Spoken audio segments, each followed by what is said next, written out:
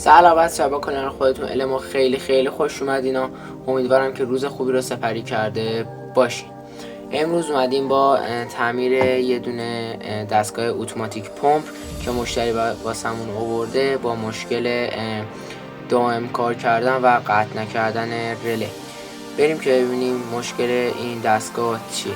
قبل از اینکه بریم ادامه ویدیو، اگه ویدیو رو لایک نکردین حتما ویدیو رو لایک کنید. اگه کانال ما سابسکرایب ندارین حتما کانال ما سابسکرایب کنید و دکمه زنگوله کنارش هم بزنید تا از ویدیوهای بعدی ما مطلع بشین. بدون معطلی بزنیم بریم سراغ ویدیو. لیتس گو.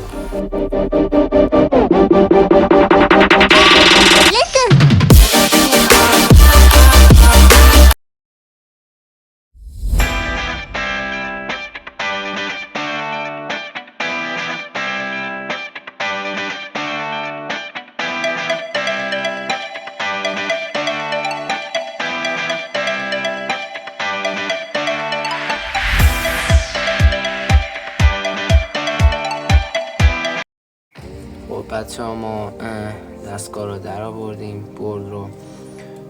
بچه ها معمولا موقعی که میگن رله قطع نمیکنه و دائم کار میکنه، مشکل از این رله 24 ولت هست که همونطور که میبینید اینجا سیاه شده و علائم سوختگی داره. بریم که با همین رله رو تعویض کنیم تا ببینیم که بورد ما درست میشه یا نه. خب بچه ها ما رله رو در آوردیم و رله نو رو میخوایم جایگزین کنیم.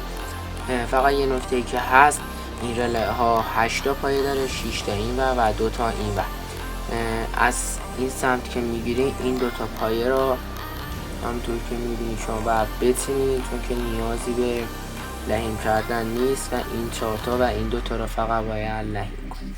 خب بریم که با هم لحیم کنیم که ببینیم درست میشه یا نه.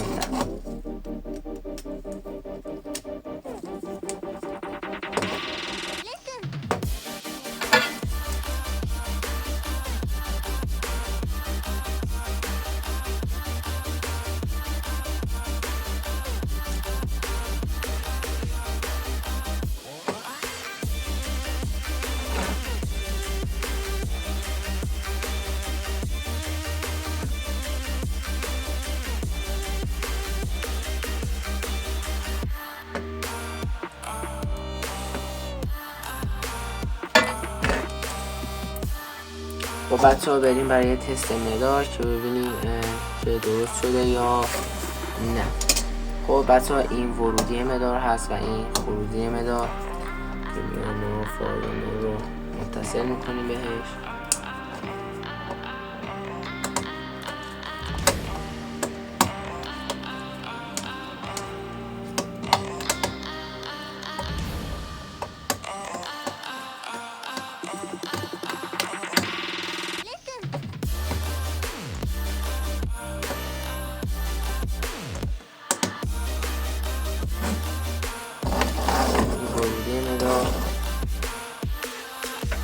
خروجی مدار رو هم همینطور.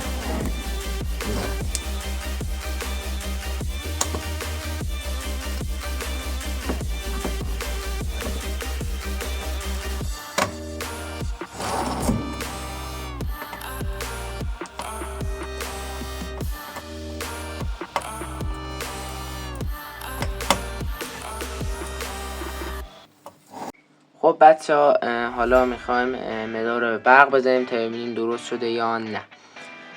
موقعی که اگه درست شده باشه، موقعی که بورد رو به برق متصل میکنیم این کنتاک های رله به هم میچسبن و یه صدا میدن که این و این LED ها روشن میشن که نشونه اینه که بورد ما سالمه. حالا با هم میدن به برق و صدای بورد رو شنیدیم و این هم از LED هاش که روشن شدن.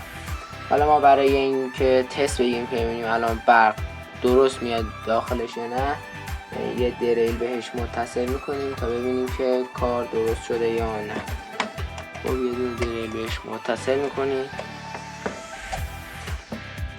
الان دریل ها تست میکنیم.